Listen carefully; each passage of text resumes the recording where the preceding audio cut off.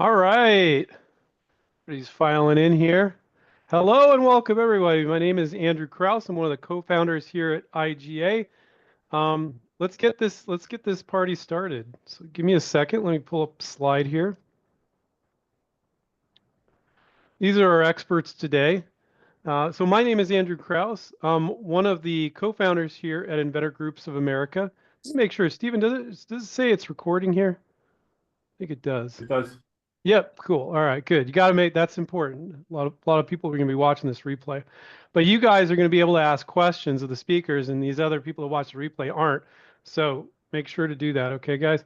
I'm one of the co-founders here at Inventor Groups of America. We have a great meeting for you today with 4 experts that are going to show you how to fight the fakes. I love that. That sounds great. I think you guys are going to be blown away with the advice and experiences shared with you here today. Before we get going, type your name into the chat. And if you're new here, say I'm new. Also, for everyone, we'd love to hear what your name is and what your state or country you're from. We have people that attend from all over the world. So go on right over now to the chat, or it's at the bottom of your screen, and let us know. IGA was founded by Stephen Key and myself. You're going to see him in just a minute to teach individuals how to best commercialize their product ideas, as well as strengthen and support inventor groups throughout the nation. As many of you know, Stephen Key and myself also run InventRight at inventright.com, where we coach and mentor inventors to license their products. Everything we do here at IGA is free. Yes, I said free. IGA also has a directory of local and regional inventor groups on our website. So if you're located near one, we highly encourage you to join. Actually, one of our speakers was running one of those groups in Orange County not that long ago. Please do not disclose anything that is confidential and is not already publicly available. This meeting is being recorded and will be harnessed on our website and our YouTube channel soon. If you have any questions for us, please type them into the chat as they come to you. We'll be doing Q&A at the end and maybe during as well. We have 4 amazing speakers today who are going to show you how to fight the fakes. Let's take a look at their bios and then we'll go ahead and get going here. All right, so our first expert is Brendan Kutcher. Brendan Kutcher is the inventor of the Amazon bestseller Jug Plug. Through tackling obstacles such as market competition and copycats, Brendan navigated the complexities of bringing his idea to market with determination and a practical approach to problem solving. His story is filled with lessons on product development, business strategy, and the grit it just takes to turn ideas into success. Kevin Prince is our next expert. He is a patent agent and inventor and the founder of the Inventor Forum Group in Orange County. See, I told you we have a gentleman that started an inventor group down there. He graduated from the University of California, Berkeley with a degree in engineering. As the founder of QuickPatents and a longtime friend of IGA, Inventor Groups of America, he's been a reliable, prompt, and affordable and supportive service provider. Kevin specializes in utility and design patents for independent inventors and small business leaders. Mario Simonian is a seasoned attorney and entrepreneur and the founder and CEO of ESQ Go PC, a pioneering virtual law firm specializing in Amazon and Walmart law. That's fascinating. Intellectual property enforcement and e-payment law. With a deep understanding of e-commerce and the legal challenges sellers face, Mario has built a reputation as a trusted advocate for online entrepreneurs. His firm has helped thousands of Amazon and Walmart sellers recover millions in funds, reinstate their accounts, and protect their IP from infringement. Our last and expert here today is Daniel Shapiro. He is the Senior Vice President of Brand Relationships and Strategic Partnerships at Redpoints. Drawing on extensive experience at Macy's and eBay, Daniel offers a well-rounded perspective on brand protection and strategic growth. Daniel's understanding of brand security and complexities of digital commerce fuels his work in building impactful partnerships and helping businesses protect their online presence. So now I'm going to go ahead and exit out of this and introduce you to our other co-founder, Stephen Key, who's going to get this party started. All right. All right. Thank you very much, Andrew. And I want to welcome everybody to IGA again. I want to start out by first mentioning that when you first come up with an idea, you're spending a lot of time on it. and you're probably probably doing all the marketing, you're doing all the protection, you're doing everything. Maybe you've got your inventory, but you're really putting a lot of work into this. And next thing you know, you decide to sell online because there's a lot of great platforms to sell online. Or even maybe your licensee that you license it is selling online. But what happens, and I think we all get very frustrated, is that you do all this work, and the next thing you know, you have this product that's doing well. And you notice that the copycats are coming, the knockoffs, the infringers. And you're saying, hey, wait a minute, what's going on here? How do I stop them? And you become very quickly, you're becoming very frustrated, and you really don't know what to do. And I can tell you, when someone takes your idea and they're making money from it, it's really kind of overwhelming. I know it. It feels like it's a violation, and you feel like you're at a point. What do I do? So that's what we're going to talk about today is, how to fight the fakes, how to stop them online. So the first question I have, and I'll start with you both, Daniel and Mario too. Daniel, how big a problem is this? Is it just me? Is it just me, or is it companies too that are dealing with this problem? You need to unmute yourself, Daniel. Got it. Hi, thanks, Stephen. The problem is significant, and I thought maybe to answer that question, I would do, if it's okay with everybody here, I'll give you just a quick setup in terms of how I think about the size and scope of the challenge, and therefore, the process in which you might start thinking about from a strategy perspective on how you go about solving it. So to give you a sense, in the last 10, well, in the previous 10 years, from 2010 to 2020, 2010, about 5% of the business happened online. By 2020, 44% of the business happened online. It's growing incrementally and at a high rate and a high speed. And so today, when we think of global e-commerce, today in 2024, it's estimated that global e-commerce, that is things bought online, crossed over $6 trillion for the first time. It happened in 2024. Estimated by 2028, somewhere around $8 trillion will take place on the e-commerce platforms. And so what does that mean? Well, in the US alone, we're talking about $1.2 trillion ending 2024 happened online. And when I think about Amazon, I work very closely with, like Mario, I work very closely with the folks at Amazon, eBay, Alibaba, Facebook, Instagram, Twitter, TikTok, etc. Today, Amazon estimates about 310 million unique sellers are on their platform, or buyers, excuse me. That's about 4.9 billion listings currently for sale on Amazon.com. And when I say Amazon.com, I mean Amazon.com.uk.de for Germany. 4.9 billion unique listings. I came from eBay, spent 8 years at eBay before joining Redpoints. Today, eBay is sitting at about 2.1 billion unique listings on ebay.com. Again, that's ebay.com.uk.de, etc. And they have about approximately 133 million active buyers, people who are buying products.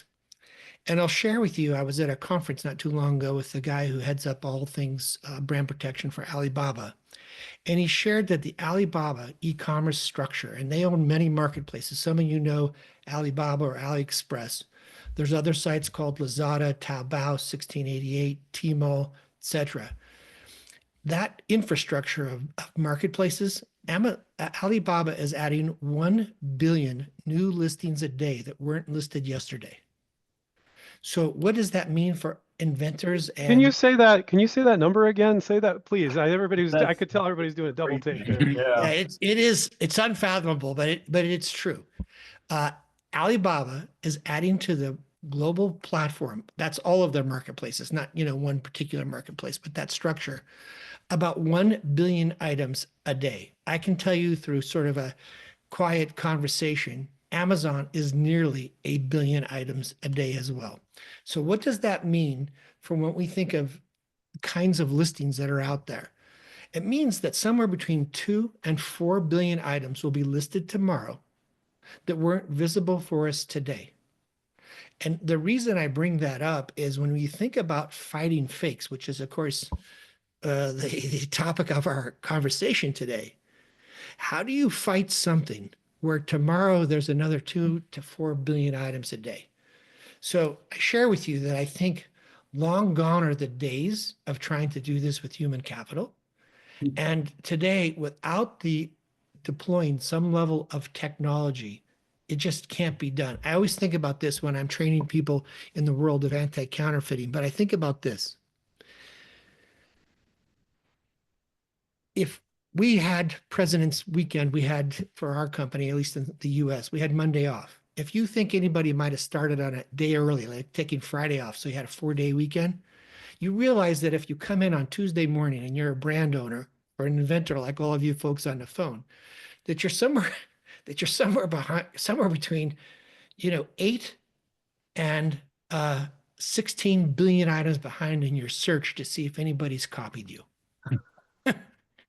And so that we're all on the same page. You can't go through 1 billion and you certainly can't go through 2 billion, 12 billion. Doesn't make any sense. So I share that with you just to give you a size of what's out there and what the challenge is.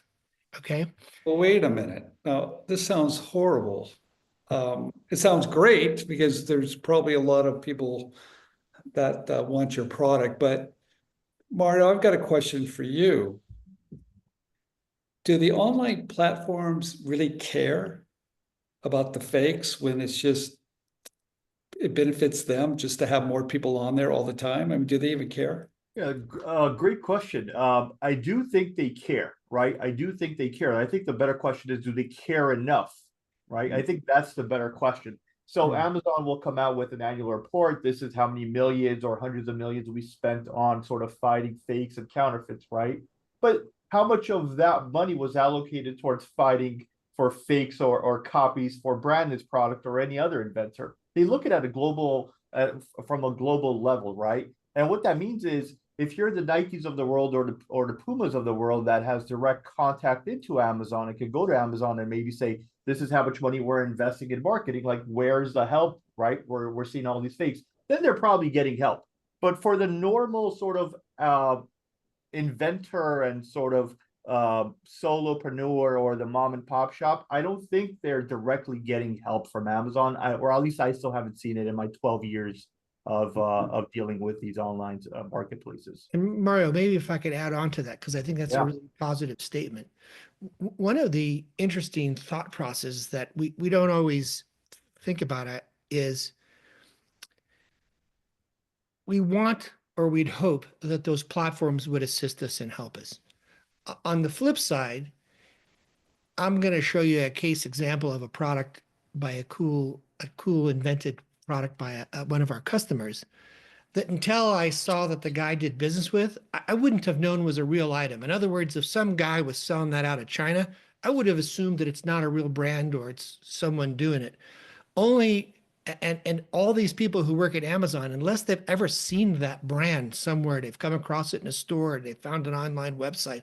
The question is, how could they help you if they didn't actually know it existed? And I'll share one other, just a quick story, but you mentioned Nike. So Nike today has an inventory of about 2.5 million SKUs. It's a pretty hefty inventory of different products. There are very few people in there are very few people in Nike who know all 2.5 million SKUs. So if a t-shirt showed up in, bright pink on the website with a swoosh for $9.99, we'd say, well, it's probably fake, it's pink, But what if it was from fall of 2021? It's been sitting around for 4 years, been marked down 100 times, and they actually did make pink back one time in fall, and no one really bought it. The question is, who in Nike knows about that color that was produced at that time? Maybe they've left the company. No one really knows if they built pink, right? And then who at the platforms know whether or not pink was a legitimate color once upon a time on a Nike shirt, right? So there are some very unique challenges. And I shared that size and scale of e-commerce to say, I think as an inventor, there's a lot of opportunity to sell stuff online. I mean, that's really, The upside is there's room for everybody to sell stuff. There is Sure. also, by the way, room for bad actors to take advantage of everybody because that e-commerce world is so big, and you can hide in plain sight. Okay. So Okay. then just to sort of finish my thought, you bring up a good point. Sort of, if Amazon or any marketplace doesn't know about it, how can they enforce it? So that's a separate issue. But what I'm more particularly talking about is through Amazon Brand Registry, since Amazon really is the largest marketplace that we're talking about, right? Okay. But through Amazon Brand Registry, they do have algorithms that'll go through and sort of remove the products that may be clearly infringing your trademark, right? But we've also seen issues with clients coming to our law firm where it's, hey, here's the design patent that I have, and here are all the infringers. I'm filing the complaint, so I am notifying Amazon, but Amazon's not doing anything, right? Or the other question is, we'll go ahead and get them taken down. Amazon will take them down, but in 2 weeks they're back up, whether it's on their own account or one of the many accounts that you mentioned are created, right? So those are the problems that we're seeing, and that's why, to answer your question, Stephen, yeah, they are helping. I do think they do care. But question is, how much do they care about our particular? It seems pretty hard, just given the volume, for anybody to care too much. Of course. And So- Dan did a great job of providing some stats. One stat that always stuck with me is in 2019, there was a congressional study, and they realized that 2.5% of all worldwide retail sort of value is fakes. So 2.5% of world economy goods are fakes. Okay. So what you're saying to what I just understood is that this is a problem for everybody that sells online. I don't care if you're Nike. I don't care if you're Brendan. It's a problem for everybody. Is that correct?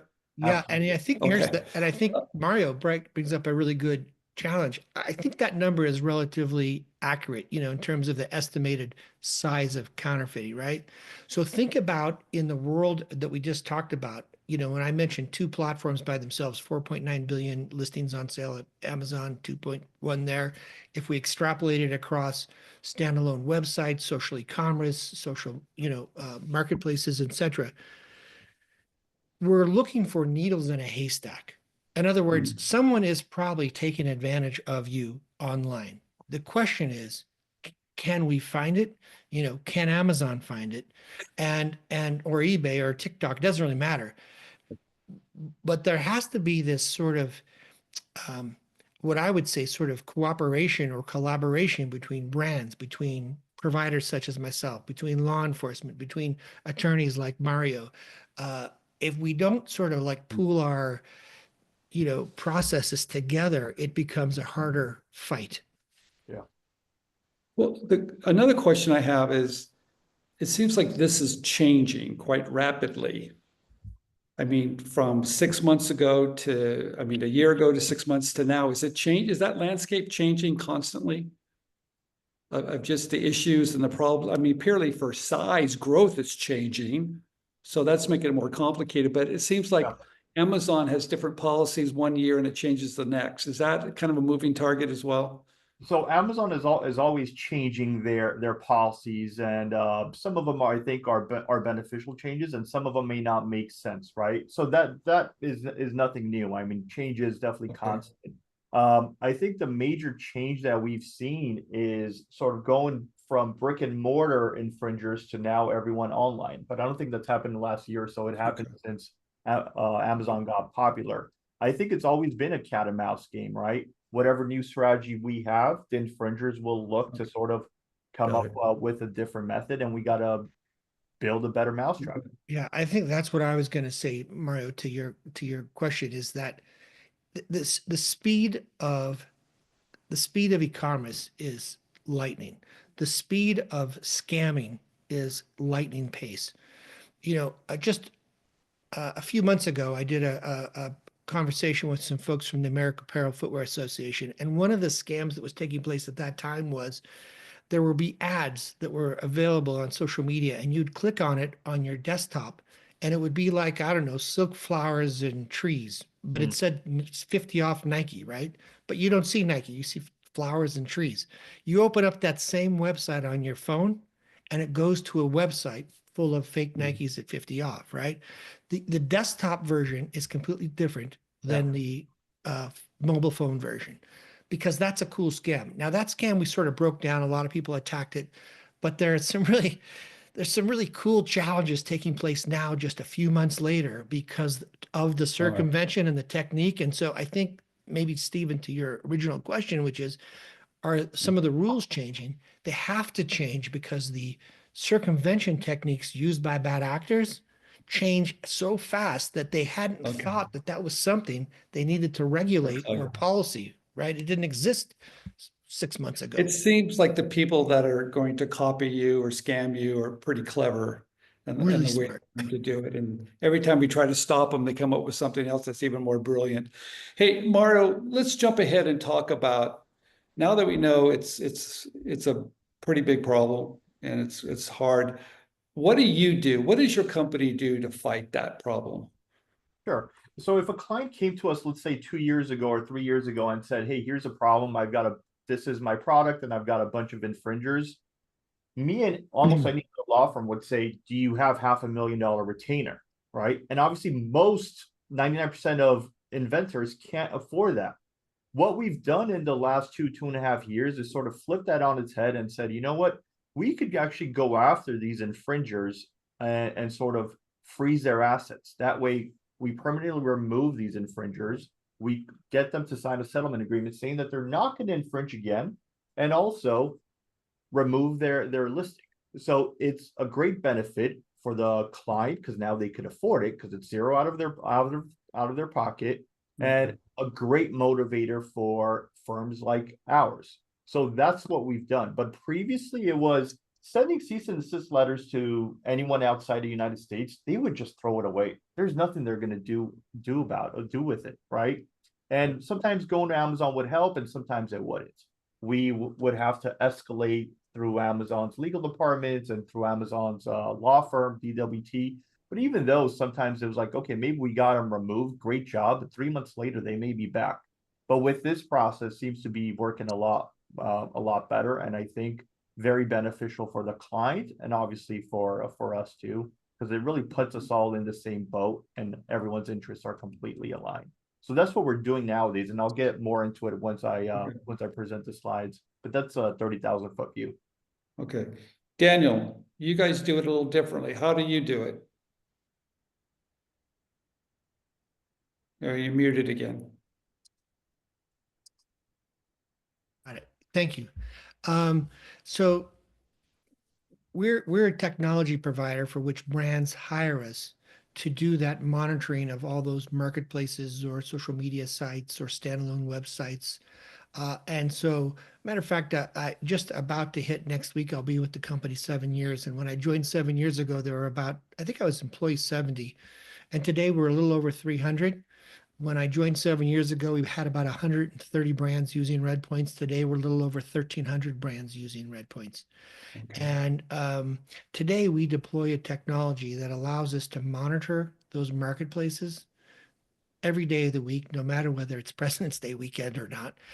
We bring in those listings on behalf of our clients. We use AI for good, and that is we're using all sorts of pieces of AI to make determinations and decision products that are inside our funnel, decision those products as to whether or not they're okay to let go, they're authentic or not relevant, which ones tend to be really pressing and likely counterfeit, and those that we need a sort of a second eye on. But we do that automatically.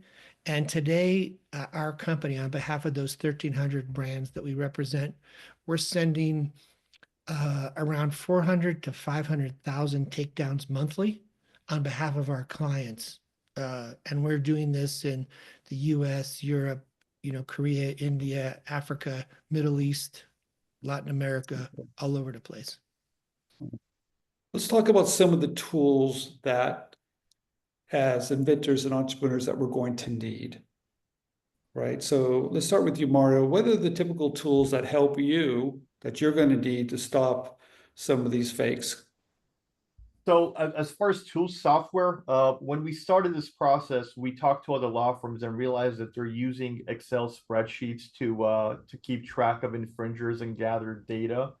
And we're like, okay, this isn't going to work, right? So we actually had to build out our own proprietary software, and that's what we use to find infringers, to collect data, find out who they are, what their address is, what their merchant ID or sort of marketplace ID is.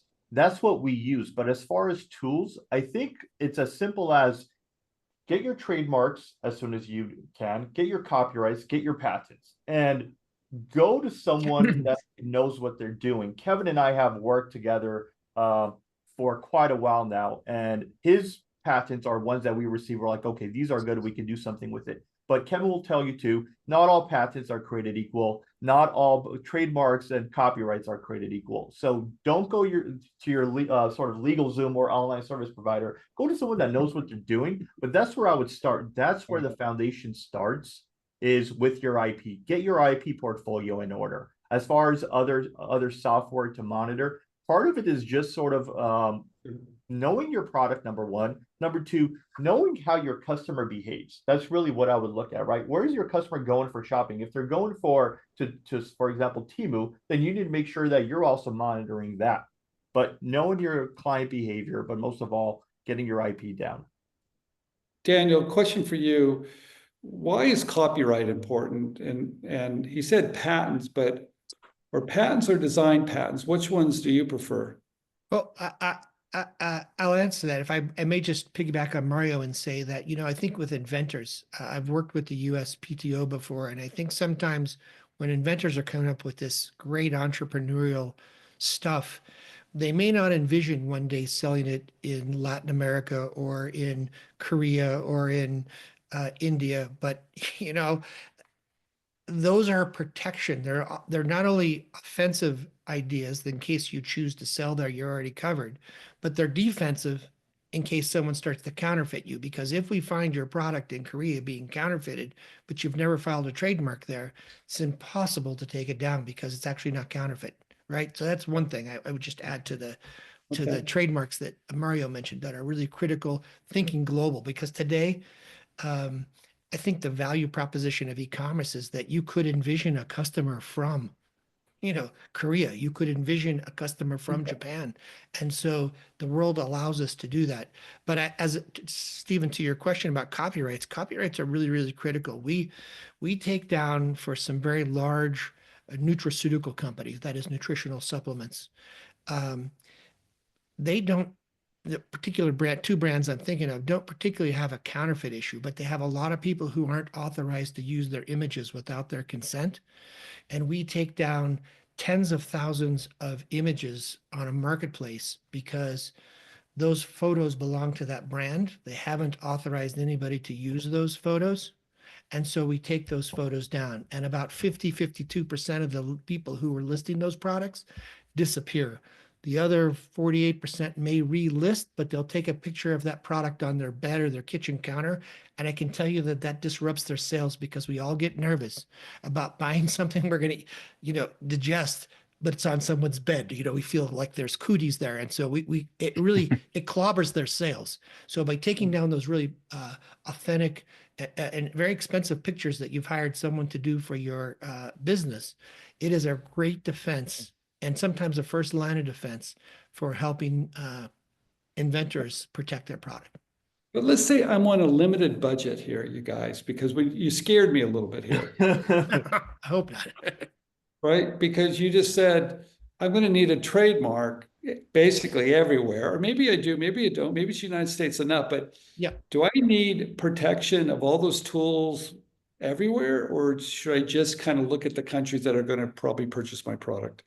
Can I jump in and sort of take a stab at that question, and Daniel, you could follow up too. So obviously, in a perfect world, we would do what Daniel said, right? And if we've gotten sort of a large budget, we would try to get a trademark and patent sort of everywhere, right? My thing is, and I used to be an Amazon seller too, right? I've built and sold 2 brands. My thing is, start with wherever you're selling. So here we're in the US, get it here. Right? Because at the end of the day, whenever we're launching and starting a new business, it's sort of like you're counting your pennies, you're counting your dollars. So get it over here. But understand what Daniel said, that's a great point. If you're manufacturing in China, maybe you need to get your trademark next as a next step. So have that plan in place.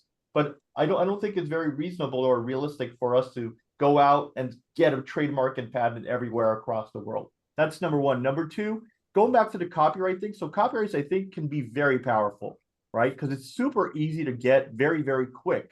However, in our experience, what we've seen, the more sophisticated infringers, what they'll do is file a DMCA counter notice. Then you're sort of at a position where you're playing chicken with them and saying, okay, they just filed DMCA counter notice. Amazon is going to put their image or their product back online if I don't file a lawsuit. So it's the more sophisticated infringers will play chicken with you and sort of puts our clients or any person filing that complaint, that copyright complaint, in a bit of an awkward position.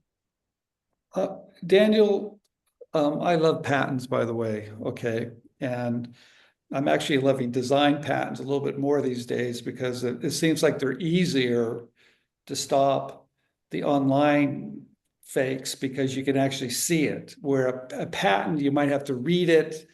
You might have to try to understand it, where a design patent's going to say, hey, this looks like this looks like this. Yeah, we have a problem. Is that true?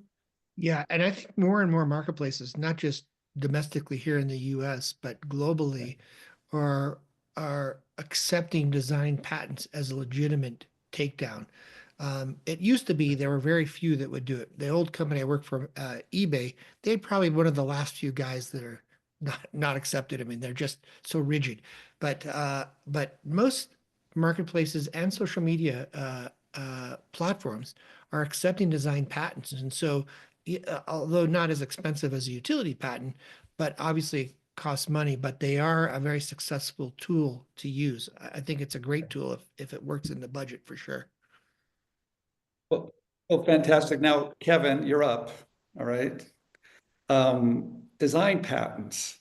Let's talk about them. They're more affordable than filing for a utility. We know that. And let's talk about when should I file one? How fast can I get it issued? Because it seems like that's going to be a great tool for me. Yeah, well, it might be. It might be appropriate for your product. It might not be. Generally speaking, when people are talking about patents, what they are talking about are utility patents. You know, that's what most people mean when they say, oh, I've patented my product. Yep. Now, a utility patent protects the way something works. You know, it's theory of operation. And so you're right. Unless Amazon, you know, people in the compliance department or whatever know how to read claims, which is a little bit tricky at first, it might be difficult to know if this product is infringing this one. So design patents, on the other hand, protect the way something looks. So I can show a slide here of an example that I use. A design patent would protect like this image up here on the left, which is a pair of spectacles. And you can see that has a very unique look, right? But it works the same way as every other pair of spectacles. So there's nothing unique about how it works. You would not be able to get a utility patent on that. But you can certainly get a design patent on that ornamental appearance. Now compare that with this image here, which is an image of the polarized lens patent. If you have polarized lenses and that's what you're trying to protect, you know, you don't care what the competitor's product looks like in that case. You want, if they're using polarized lenses, you want to be able to go after them. So for that, you would absolutely need a utility patent. Okay. And they're not mutually exclusive. I've gotten both utility and design patents for the same thing. They just protect different aspects of it. Well, they sound, yeah, okay. I think what's interesting about it, I think most people are going to file a utility, but sometimes they don't file the design. Yes. But I think in combination, it's a good combination to have. Is that correct? Yeah, and I think design patents are underutilized. They're about 1/8 of the cost of the utility patent. They go through the patent office about 95% of the time unscathed. I mean, there's very rarely do we have prior art rejections. Okay. They go through more quickly, so it's a year to a year and a half as opposed to a year and a half to 3 years. And just like with a utility patent, you can also speed up a design patent. So on the design patent side at the USPTO, it's called their Rocket Docket program. And if you pay the extra $1,050 or whatever it is to the government, they'll try to get to it within 6 months as opposed to a year to a year and a half. And that can be important if you've got 50, infringers on Amazon, because every day you're losing money. And So I really need to get this out there way before I'm ever going to be selling online. Is that a smart move? Well, so a couple things. The big rule is file your patents that you're going to file before you publicly disclose the product. Because if you don't do that, you're going to lose your foreign filing rights in most countries. So if you just remember nothing else, just remember, I have to keep this a secret until I file my utility patent, my design patent, or both. Okay. Then you have a certain period of time to file your foreign patents. Now, you don't have to file foreign patents, but if you have that option open and your product's a big hit, you might be really happy that you kept that option open for foreign patents. Got it. Okay.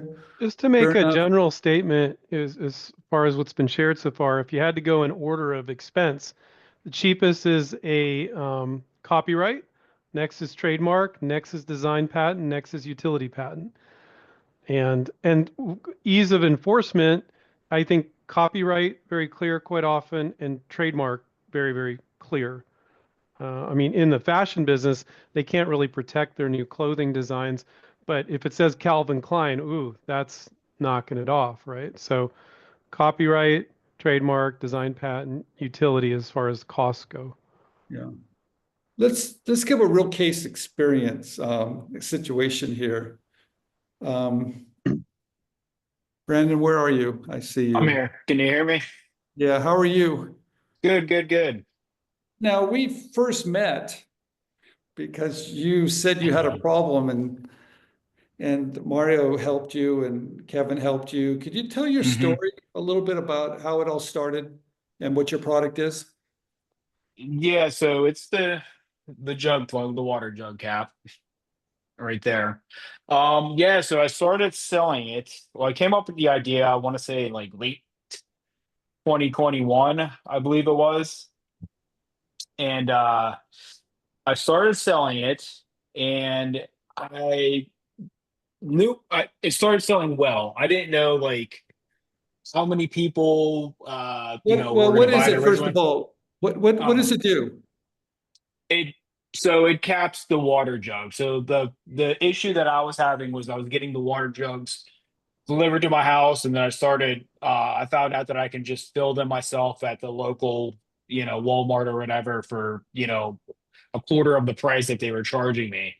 I went online to go look for the caps, and all the ones that I found online weren't really like reusable. So I was already an Amazon seller to begin with, and then I started looking and doing a little bit of research, and I said, okay, let me try a silicone one. Then I talked to a couple different factories. And then once we got like a design down, I tested it, it worked great. And then I put them online. I didn't really expect to sell that many. I was expecting to sell like maybe 5 a day or something like that. And then I want to say within the first couple of weeks, I sold out of the whole inventory. It was like 1,200 units or something like that. So then that's when I started. I'm like, let me get a design patent because I knew somebody was going to knock it off. I thought it'd be like a couple people, but it ended up being like 1,000. Wait a minute. Now, Kevin, this is just a plug. How do you get a design patent on that? That sounds pretty simple thing. Yeah, getting a utility patent would be more challenging.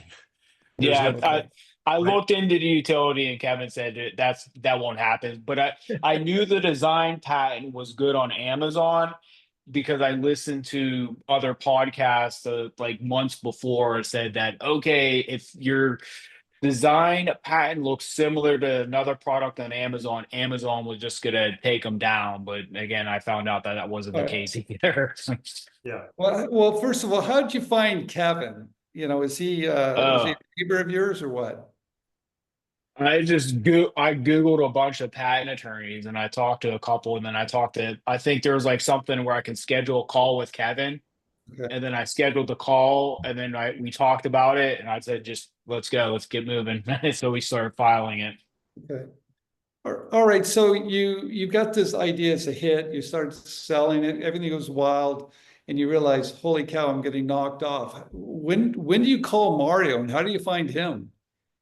Oh, so I got knocked off a couple months into selling it.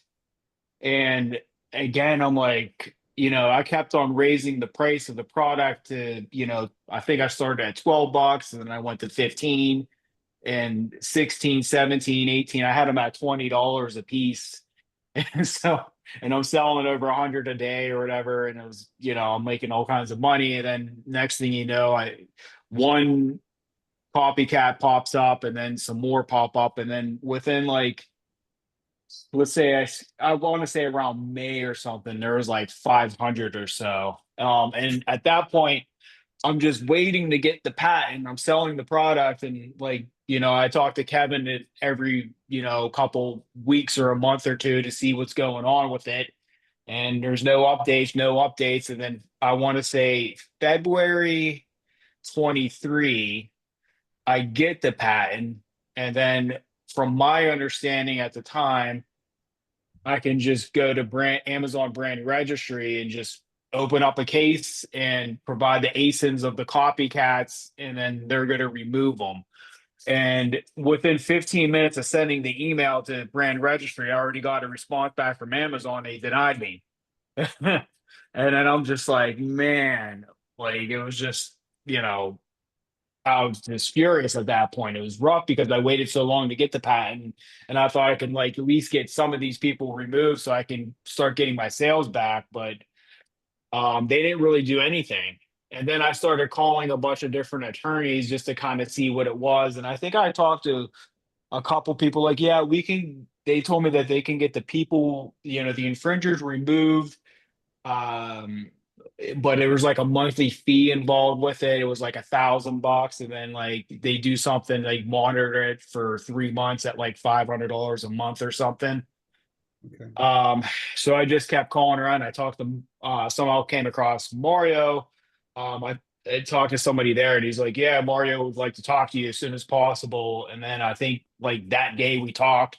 And I said, "Hopefully this works," because I didn't really, see any other option. So Mario, he calls you, what do you tell him? Well, explain the process, right? And I think I still remember our conversation. It's a bit of sort of like, what are you saying? Like, it sounds too good. Like, I'm not going to pay anything, and we're going to remove these people. Yeah, right. To pay us, right? So it was a bit of that. And I was like, you know what? Let's just take it one step at a time. Explain the process, and then obviously sign it, and we got to work, right? And his was a particular case because there was really widespread infringement, and it was very easy to see just from the listings itself. This is an infringing product, a knockoff, right? But it was very easy to see that it's widespread. It was on Amazon, it was on Walmart, it was on eBay, Temu, and I think even Alibaba, AliExpress. Yep. It really spread like wildfire. So we had to get to work, and then I think within 3 or 4 months, we already had the lawsuit filed when we were in negotiations with several of the majority of the infringers. So within, I want to say 3-4 months, we were out to work, and we were getting settlements and getting the listings of the infringers taken down. Mario, I wanted to bring that up. I mean, is it possible for a smaller inventor like Brendan to turn a negative situation into a profit-making situation, turn a negative thing into a positive thing with settlements? Is that possible? Can you talk about that? What's practical, if you know what I mean? Just to make sure I understand what you mean, are you talking about like, can we enforce the patent or IP and have the infringers pay a settlement? Yes. Yeah, it's definitely possible, and that's what's happened in Brandon's case, and Right. dozens and dozens of our other clients that have used the service. It's definitely possible. And once I get into my slideshows, I'll sort of discuss the whole process and ask any questions. I've been seeing several people asking questions about the process and explaining in detail. It's coming up, I promise, so we could get into that. But Stephen, is that enough, or do you want me to actually get Let's, to? let's do this. I want to get into that a little bit more details, but I want to jump over to Daniel for a minute too. Sure. Daniel, talk about a typical case that you see. What do you guys do? Well, people hire us too for different sorts of challenges. Sometimes Okay. it's about marketplaces, sometimes it's strictly social media challenges, and sometimes, more often, it's about standalone website and impersonation challenges, right? Because it can come in all flavors. There are people that hire us for all of those things. And there are people that hire us geographically just for the US. Some people hire us for, global or Latin America or wherever. So it can take on sort of different challenges, but what we try to do is understand, sort of what the challenge is. And for us, um, what we use with our technology is we search those marketplaces and find, thousands and thousands of listings, and we try to use the understanding of what authentic looks like and what counterfeit looks like, because our speed to sort of detection to enforcement is critical for our customers, right? And that we identify it, send it, and take it down. And part of my role is I work quite closely with some senior level folks at Amazon, Alibaba, Facebook, or Meta, I should say today. And so we expedite the takedowns so that people can get a result that is a takedown result from that, so that it doesn't interfere. And that is some of the approach we take. I was thinking about when Brendan was talking about that challenge. We had a customer not too long ago who was in the toy business, teething toy business and they were a 5-star seller, sold all their stuff on Amazon. And I spoke at a conference, and I didn't meet him, but I spoke at a conference with this toy area. And all of a sudden I get a call from this guy. He said, I think I might have a counterfeit problem, because we saw our 5-star rating go to 4.5, go to 4, go to 3.5. My CEO assumed, because some of the reviews were saying the product was crappy, and it's a toy for babies, and so it has to meet a lot of criteria. So he brought over the manufacturer, made them immediately ship over samples so they could test it, and everything looked perfect. And so he called me and says, do you think I have a counterfeit problem? So I read some of the reviews, and I said, yeah, unfortunately you do. So they hired us. We took down in the first, I don't know, maybe 4 or 5 months with them across the globe. Like Brendan mentioned, it had gone way past Amazon. It was on Alibaba and all sorts of sites. I think we took down maybe 6,000, 7,000 listings for that particular teething toy. And in a period of time, we had really solved his negative reviews on Amazon and some of these other platforms. About a year later, he calls me up, says, hey, Daniel, you think you could use your leverage with these platforms to put my star ratings back up to 5? Because it's a slow go. I'm at 3.5. I'm now on the 3rd page. I'm no longer on page 1, and it's eaten into my sales. And I said, it's one of the things they don't mess with, right? You got to sell your way back into that space. And so I think about Brendan's story because it's so typical in what we see as people who invent such a cool product and start to get counterfeited. Obviously, Brendan, because of his experience, knew to recognize it quicker, but some people recognize it too late and they lose that page 1 status. They start to have all these negative reviews, and it can be, you can fix the problem, but it's not so easy to get back on page 1, and that's a challenge. Okay. Yeah, so you're telling me that those knockoffs can actually hurt once you get them off, and if the product's inferior, bad reviews, it's going to really hurt your brand. And in the case of this teething toy, you had lawsuits because they injured some kids or turned their face blue because the paint came off or whatever. So you have consumer risk, you have brand reputation risk, and of course, what Brendan mentioned, you have sales risk. Daniel, is there any responsibility when that happens on Amazon? Yeah, well, I testified to the United States Senate a year ago, October, on the Safe Shop Act. And I was asked to testify on that bill that the U.S. Congress and U.S. Senate is trying to push through, which would hold Amazon, eBay, Walmart, et cetera, responsible when safety concerns happen.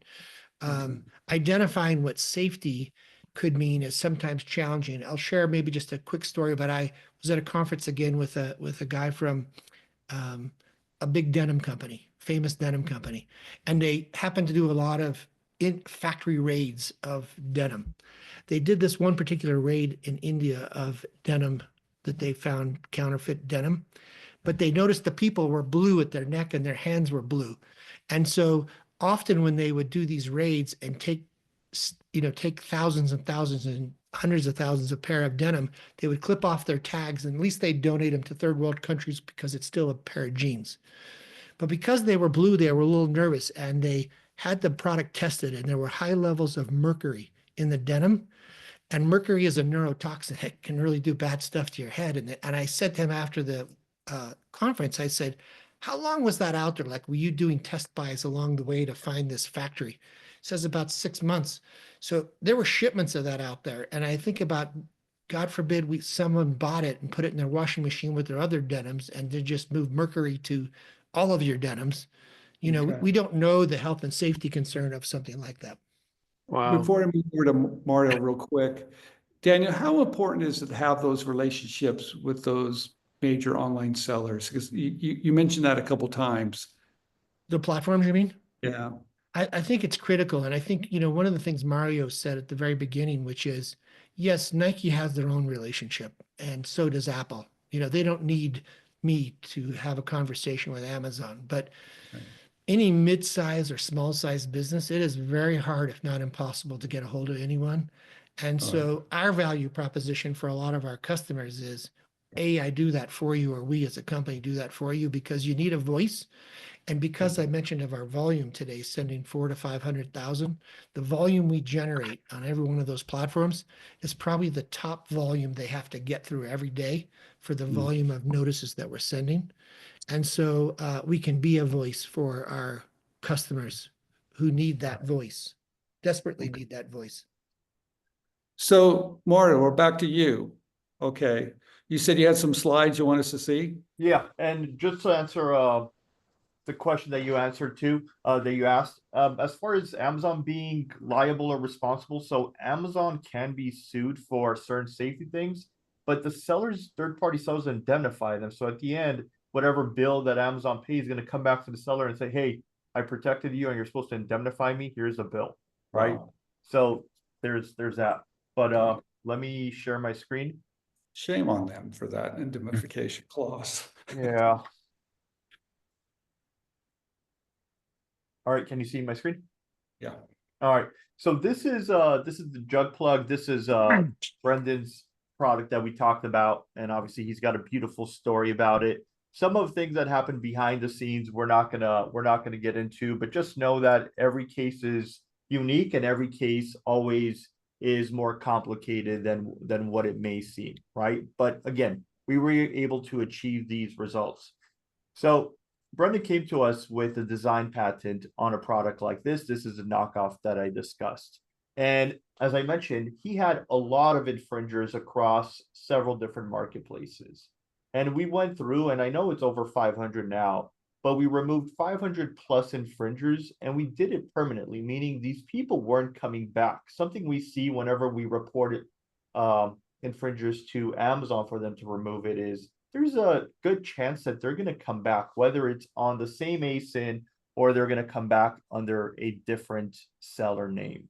Here, so far, we've seen 0 repeat infringers, and just across all of our cases, we don't see these people coming back. The only repeat infringer we did have was this older lady who didn't understand the agreement that what they had signed and sort of came back and infringed again, and we're dealing with that.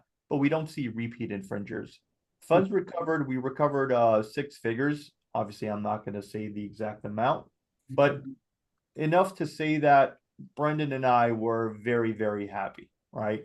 And the duration for each one of these lawsuits is about 3 to 9 months. Now, these tend to move faster. And around, I want to say the 4th, 5th, maybe even 6th month, we've got about 80-95% of all the infringers, all the defendants that we went after, we've got settlements with them. The ones that won't respond, or they'll sort of ignore our lawsuit, we'll get them in a default judgment motion, meaning if they don't respond, we're going to go to the judge and say, these are the people that haven't responded. We want to take all the money that they have because these are our losses. These are our damages, right? So that's what we would do there. But definitely go ahead and budget 3 to 9 months for the entire case. Now, something else that we'll see is once we go in and file one of these lawsuits, it'll create this big void in the marketplace. So then you have new sellers who aren't going to do their due diligence and are going to be foolish enough to jump in with a similar product, not knowing that someone out there has a patent on it, right? What they're going to do is they're going to go do their research and say, there's a huge demand for these products based on the keyword search or the search term volume, but there's only maybe 3 or 4 sellers selling similar products to this. So they'll come in. So we do see that happening. And that's why there's sometimes a need for second, third, and maybe even fourth and fifth lawsuit, right? Wow. And Okay. the market and the marketplaces, as I mentioned, Amazon, Walmart, eBay, Temu, and I believe Alibaba and AliExpress is what we also did. So that was a jug plug. And you did that on contingency, Mario? Yeah, I'll sort of get Okay, into we that. had some questions on that. Thank you. Yeah, I'll sort of get into that here. So this process, we call this the IPX process. Being an IP attorney, I sort of feel like whatever new service we come up with should have its new name. And obviously, guess what? We're going to go ahead and get a trademark on IPX because we should do as we preach, right? So the way the process would work is if a client like Brendan comes to us and says, I've got a lot of infringers, we'll go ahead and get them onboarded. And the first thing we want to do is an IP portfolio analysis. This is where we take a look at the IP and get a real good understanding of what products would be infringing and who wouldn't be infringing and what marketplaces do we need to look at. We just want to gather that data. From there, we're looking at gathering the evidence. So we'll use our software that I mentioned. IP Blue is what we're calling that software. This proprietary software that we built. Not a lot of law firms out there, just a sort of a side note, not a lot of law firms out there building their own software. So definitely proud for that. But we'll go ahead and have our team go out and gather all the evidence. So that's screenshots, knowing who the sellers are, what marketplace they're on, and all of that. And if we need to do test buys, we'll do test buys. From there, we move to filing the lawsuits against these infringers and then collecting royalties. Along with collecting royalties for past infringement, we obviously also want to get them to sign the agreement. But this is what the process is. A couple of things for you guys to know. There's cases that we won't take. So with this process, who we go after are foreign infringers. So anyone that's selling inside the United States, but from a foreign location. So they may be from anywhere in Asia, from Europe, from Australia, from India, right? We can't go after people that are located inside the United States with this service. So that's one thing to keep in mind. Second thing, if you Why is that, Mario? just a legal strategy, the way we do it, the arguments we have to make to go ahead and freeze the assets is, hey judge, these people are, for example, in China. If we go ahead and sue them without freezing any of their assets, they're going to run away. They're going to take their money and run away. So we need to freeze their assets. But we can't make that argument if they're here inside the United States. They'll say, go ahead and find them. They're in the United States. What are they going to do, right? So that's why we do it. Now, the assets that they would have, these sellers, would just be their Amazon account balance, right? Or if they're on Walmart, their Walmart balance. Because if I were to go on Amazon and create my own store and start selling pens, if I sold 1,000 of these pens, I'm not getting that money the next day. Amazon's going to hold it for 2-3 weeks, and that's what we'll go ahead and freeze. And the defendants will not know they're being sued until one day they'll wake up and have a message from Amazon or whatever marketplace they're on and say, we've frozen your money. We can't release it. You can continue selling, but that one listing, we took that down. You could continue selling, but whatever you sell will go into this frozen account. So it puts a lot of pressure on these infringers to come and talk to us, right? Got it. That's where we apply the pressure. I think that's brilliant. Hey, Mario, can I ask a quick question? Please, Kevin. These marketplaces are in an unenviable position of having to determine what's infringing or what's not. How, I mean, do they follow what the U.S. courts do in general, or do you have to present an infringement opinion, or how does it work so that they know that, you know, these 5 products are probably infringing, but these 2 are not? Sure, sure. So Amazon has no discretion there, or any other of the marketplaces. If a federal judge has ruled that, hey, these are infringing, or at least we want to freeze the assets, we'll decide if they're infringing or not, but at least freeze the assets. Amazon has never turned that down, or any marketplace. Okay, I see. Has never turned that down, and it's not really their discretion. They don't even get an option to decide whether it's infringing or not. But absent a lawsuit and a federal court order, then they do have to weigh in on that in some way, I would imagine. So different things here. We're not suing Amazon, right? Amazon's just a marketplace. We don't sue Amazon, and that's for strategic reasons, right? We don't sue Amazon. We're suing the third-party sellers that are on the marketplace. So Amazon is not a named defendant. All the judge is doing is issuing that temporary restraining order, or TRO, and saying, Amazon, here's a list of the defendants. Can you please freeze their money? Got it. All right. So Okay. All right. process. One of the last points I want to make is there's some products that will be a good candidate for this process, and some that won't. If you've got something simple like this, great fit for a service like ours. But if you've got something complicated that's got electrical components to it, or something super complicated with mechanical patents, not a good fit for this, right? Okay. Okay. Easy to understand. Okay. Yeah. Thank you, Mario. Hey, Daniel, do you have a slide? Excuse me, I think you had a slide you wanted to show too. Yeah, I was just gonna share really quickly. Thank you, Mario, for that. That was very helpful. And I'll see if I can figure out where I Mario, it's nice to know the little guy has some options. Absolutely. Yeah. And Yeah. like I mentioned, if people came to us 3 years ago, 4 years ago, we would say, do you have $500,000 to go? There's still no guarantee that we would win, or we would be able to collect anything. So this is definitely a game changer. Yeah, I was just going to share with you just that our company is headquartered in Barcelona, Spain. So I just want to share, I get to go there several times a year to work. I know it made you think I'm playing in Barcelona, although it is a beautiful city to play in. But we have an office in Barcelona. We have an office in New York. We have an office in Salt Lake City, Utah, where I am. And we have an office in Beijing, China.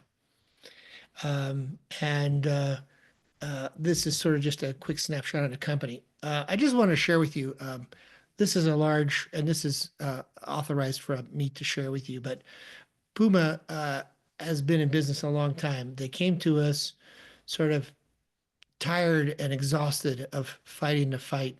They've been with us now for, I think, 3 years, and we've taken down about 760,000 listings for them, with about a 93.5% success rate. And when we talk about the value, so if we find a Puma shoe that sells for 100, but it's being counterfeited for 50, we sort of do our calculation at the 50. We don't calculate it that if it sold at full price. We calculate it at the price we found it on the site. But these 760,000 listings represent about $580 billion worth of product taken out.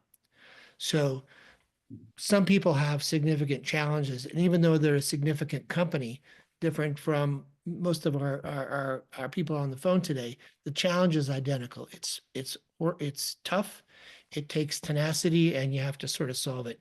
This was sort of the company I was thinking of when we were talking earlier. It's called Sprout World, and it's actually quite interesting. I don't know if you can see my cursor here, but this is a pencil in a pot. The guy makes wood pencils. At the end of the wood pencils are seeds, and you stick the pencil in a pot so that it's sustainable, and the thing biodegrades and grows. You could get the pencils in basil, in all sorts of herbs, and so you can write with the pencil to a point, and then you put it in the pot, and you grow basil or whatever. Anyway, pretty cool item out of Europe. Again, if this was online and no one knew the brand, we wouldn't know that it was counterfeit. We wouldn't know it belonged to someone. But this gentleman hired us, I think it was a year and a half ago. And we've taken down about 7,000 of his, pencil seed products. We've also done it across a lot of standalone websites. So we've covered about 690 domains of places where we found this. He was one of those guys, by the way, who invented something, saw that he could do business everywhere because a sustainable item was very important. And he began filing his trademarks globally. And interestingly, because I wouldn't have expected when he hired us that he would have such a small company, that he would have had trademarks registered in all these geographic locations, but he actually had problems in most every geographic location. And those 7,000 listings represented about 2,000 sellers as it relates. So I share that with you because that Puma is sort of a large brand, one in which we know about. Sprout World, probably one that we've never heard of, but someone invented a cool little sustainable item, and the problem can be across the board. So that's what I wanted to share with you a little bit about what we do and how we think about trying to solve this for our customers.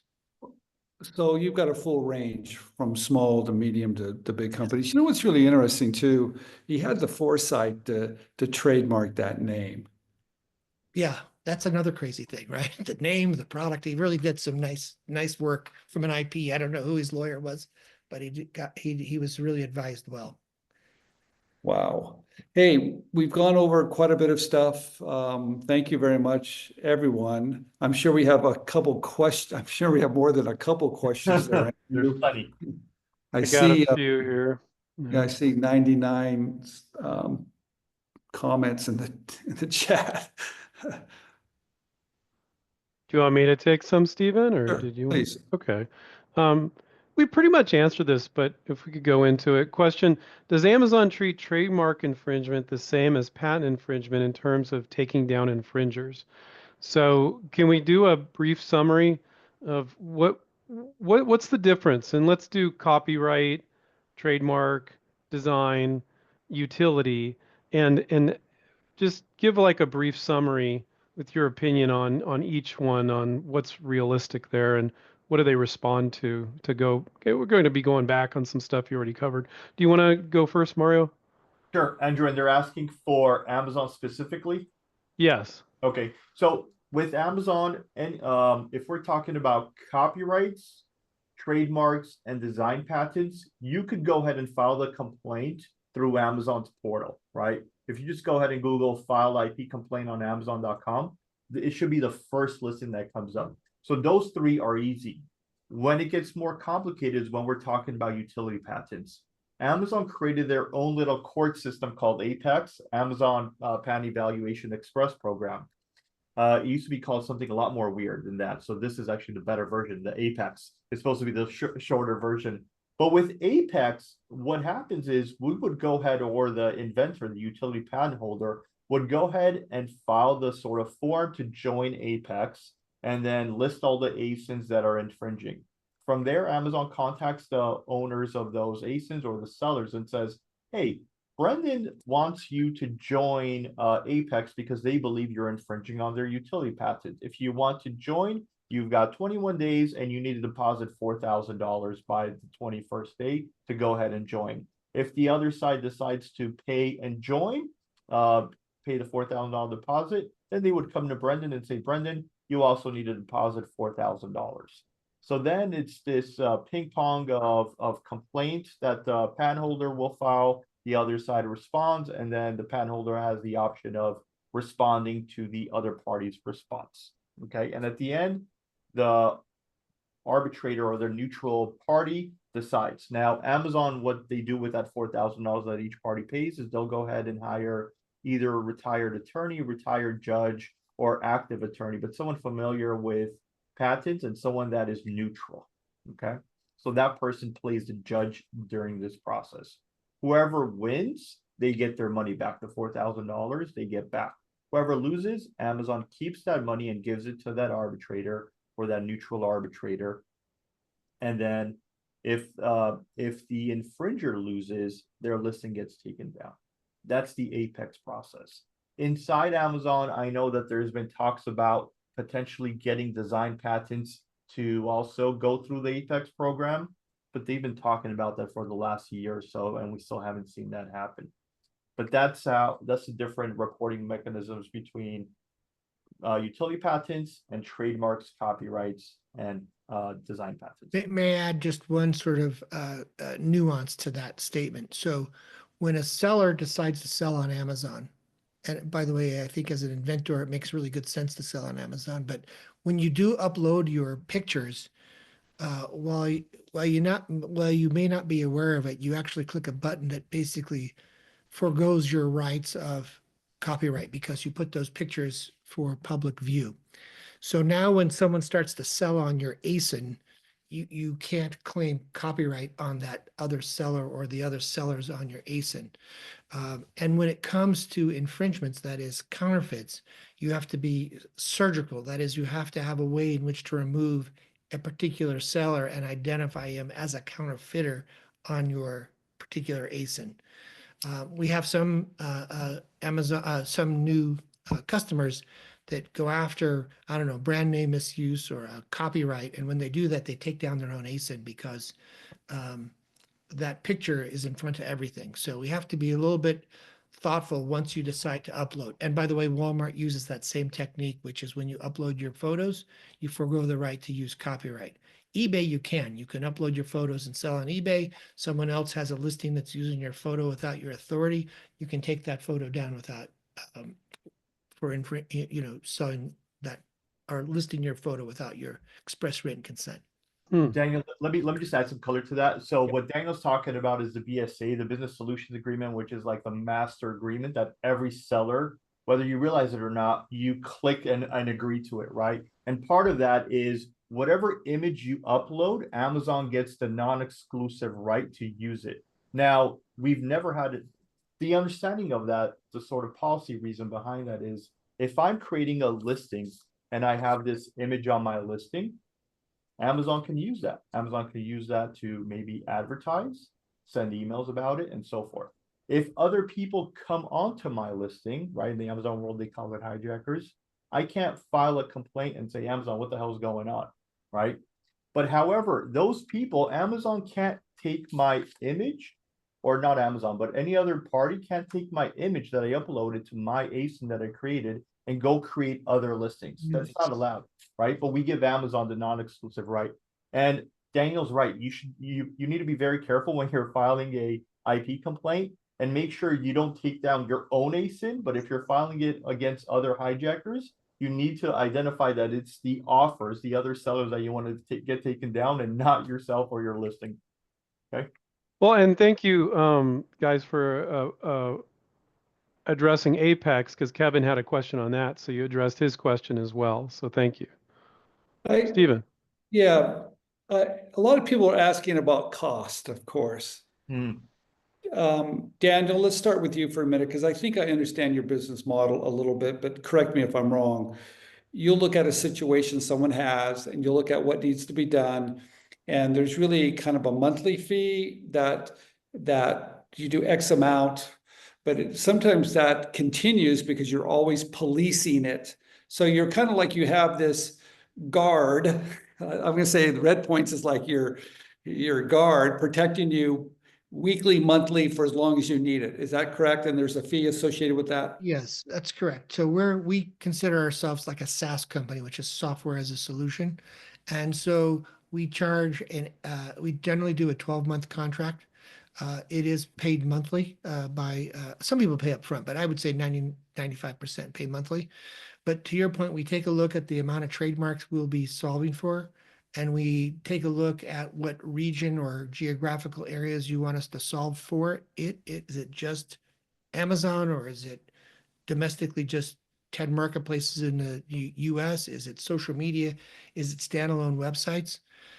And different people have different problems. Not everybody is the same. And so we tailor our price based on the request of the customer. And then when the customer requests that, we do a little bit of check just to see if they do have exposure in other geographical regions.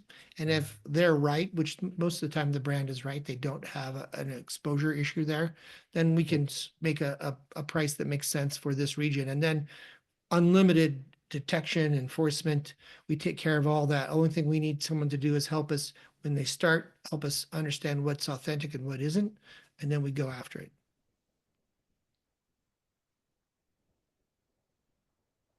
I think Stephen froze. I mean, it's really simple. If I'm selling online, I need to determine how much money I'm losing. Am I froze? Yeah, but we Yeah. can hear you, Stephen. Go ahead. Okay, great. So You're back. really, if I'm selling online, I can pretty much figure out how much money I'm losing, look at what you guys offer and figure, hey, I need you or I don't. Most people have no idea how big the problem is. Like I mentioned, that teething toy.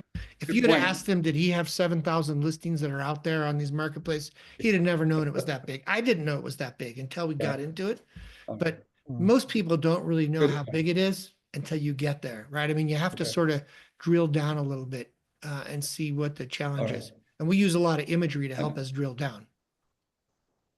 It's probably much bigger than people even know, given the numbers you gave us. Okay, Mario, you do something a little bit different too. Yeah, You'll so you'll take something on a contingency if it's really the right fit for you to go after, correct?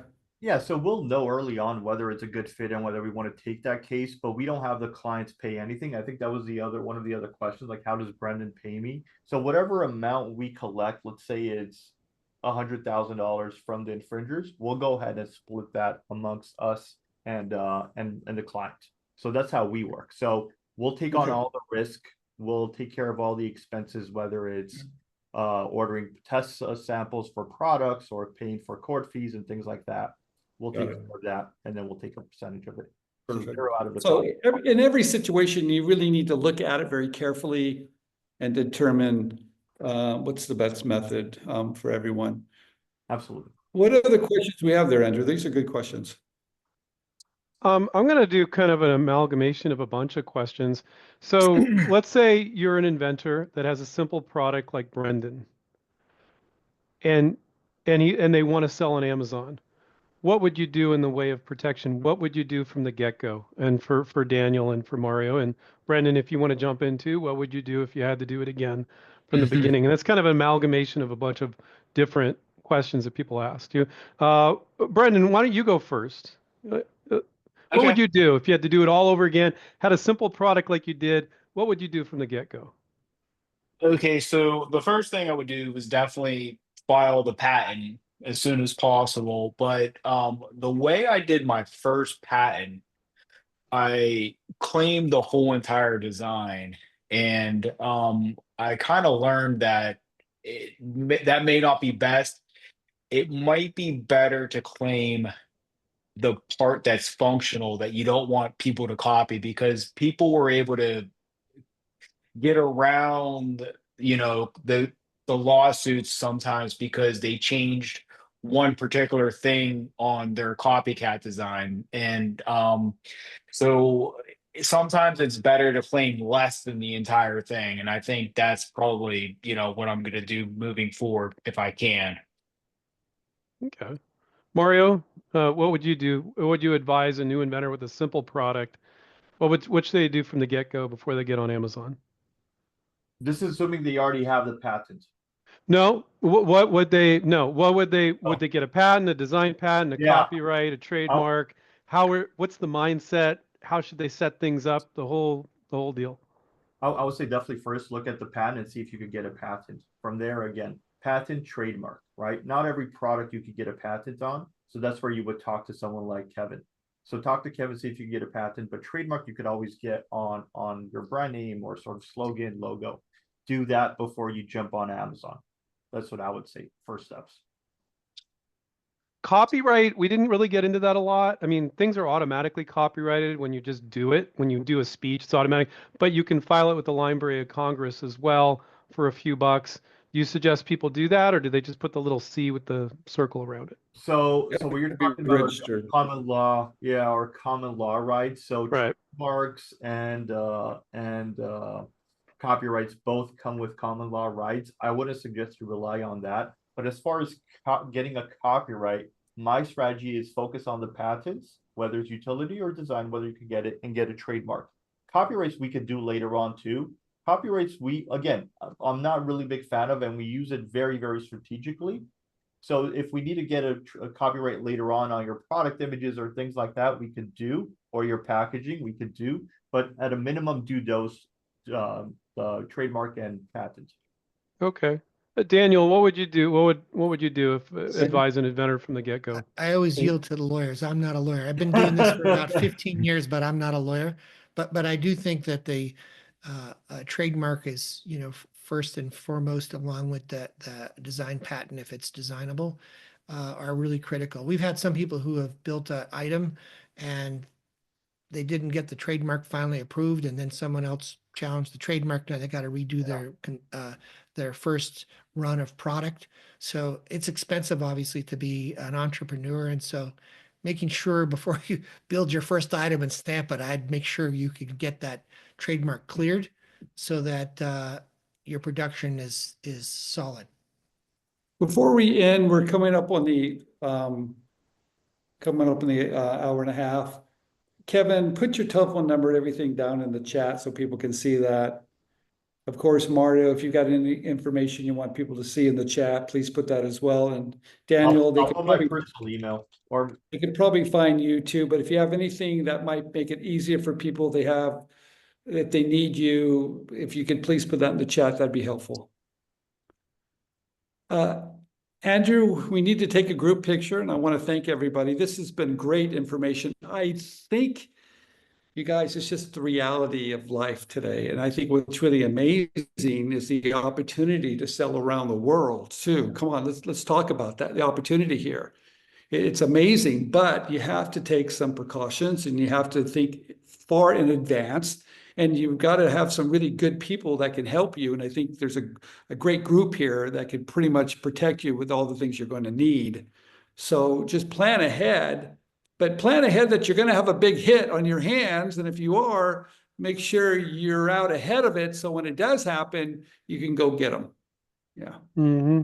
Hey guys, let's take a group picture. So you either give a thumbs up or a wave and a smile. we got to do this for a little bit. So go ahead. Give a thumbs up or wave, and then I got to do each page here. So there we go. Keep it going. Keep it going. Capture full screen. Okay, now we're gonna do the third page out of 6. We still got some people on video. There we go. And the other pages we don't have people on video. So okay, I got it, Stephen. Okay. Good deal. All right, let's wrap up.